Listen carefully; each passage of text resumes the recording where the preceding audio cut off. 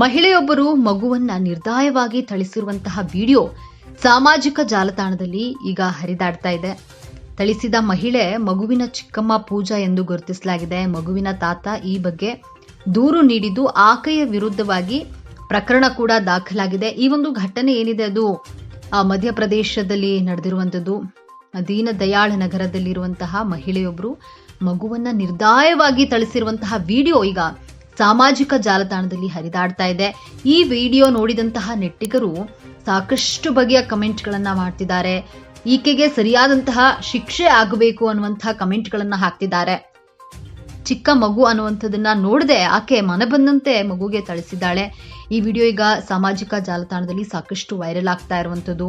ವಿಡಿಯೋಗೆ ನಾನಾ ಬಗೆಯ ಕಮೆಂಟ್ ಮಾಡಿದ್ದಾರೆ. ಆಕೆಗೆ ಸರಿಯಾದ ಶಿಕ್ಷೆ ಆಗಬೇಕು, ಆಕೆಯ ವಿರುದ್ಧ ಪ್ರಕರಣ ದಾಖಲಾಗಬೇಕು ಅಂತೆಲ್ಲ ಹೇಳಿ ಕಮೆಂಟ್ ಅನ್ನ ಮಾಡ್ತಾ ಇರುವಂಥದ್ದು. ಇಂತಹ ವಿಡಿಯೋಗಳು ಸಾಕಷ್ಟು ಹರಿದಾಡ್ತಾ ಇರುವಂಥದ್ದು. ಈಗ ಮಗು ಅನ್ನೋದನ್ನ ಕಾಣದೆ ಆಕೆಯ ಮಗುವಿನ ಚಿಕ್ಕಮ್ಮ ಪೂಜಾ ಅನ್ನುವಂತಹ ಮಹಿಳೆ ಮಗುವಿಗೆ ಮನ ಬಂದಂತೆ ಥಳಿಸಿದ್ದಾಳೆ. ಈ ಒಂದು ವಿಡಿಯೋ ಏನಿದೆ ಅದು ಸಾಮಾಜಿಕ ಜಾಲತಾಣದಲ್ಲಿ ಈಗ ಸಾಕಷ್ಟು ವೈರಲ್ ಆಗ್ತಾ ಇರುವಂಥದ್ದು. ಏನು ವಿಡಿಯೋ ವೈರಲ್ ಆಗ್ತಾ ಇದ್ದಂತೆ ಸಾಕಷ್ಟು ಕಮೆಂಟ್ಗಳು ಬರ್ತಾ ಇರುವಂಥದ್ದು.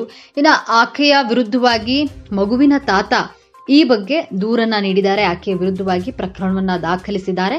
ಇದಕ್ಕೆ ಪೊಲೀಸರು ಕ್ರಮವನ್ನ ಕೈಗೊಳ್ಳಬೇಕು. ಆಕೆಗೆ ಸರಿಯಾದಂತಹ ಶಿಕ್ಷೆ ಆಗಬೇಕು. ಮಗು ಅನ್ನುವಂಥದ್ದನ್ನ ನೋಡದೆ ಆಕೆ ಮನ ಬಂದಂತೆ ಮಗುವಿಗೆ ಥಳಿಸಿದ್ದಾಳೆ.